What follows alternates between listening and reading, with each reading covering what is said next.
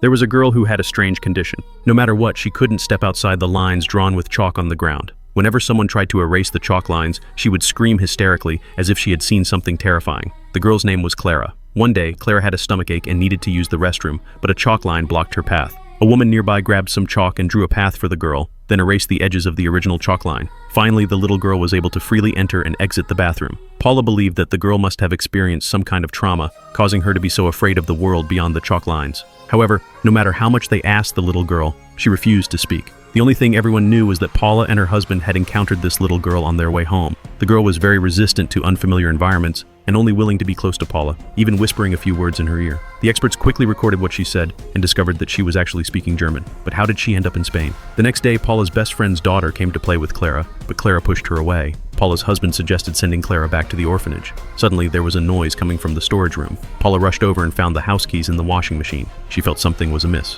When she returned to the room, Clara was gone. Paula immediately called the police, but they found nothing after a search. Then, out of the blue, the house phone rang. It was Clara calling. Paula quickly asked Clara where she was, but the call was abruptly disconnected. Paula rushed to the police station to inform them about this development. However, after an investigation, the police discovered that the number that had just called was actually Paula's own number. The police decided to let Paula go home and wait for news. Before leaving, Paula secretly took a stack of files from the police station. After carefully reviewing the files, she discovered that many years ago, a missing teenage girl had died on the outskirts of town, and the origami that had fallen from her body was exactly the same as Clara's. Suddenly, Paula remembered the drawing Clara had made. When she crouched down and looked around from Clara's perspective, she realized that Clara's drawing was of the direction of the windowsill. The dark and gloomy part in the picture corresponded to the neighbor's window. So, Paula went to the neighbor's house to look for traces of Clara. Just as she was about to leave empty-handed, she discovered that the neighbor had locked the front door.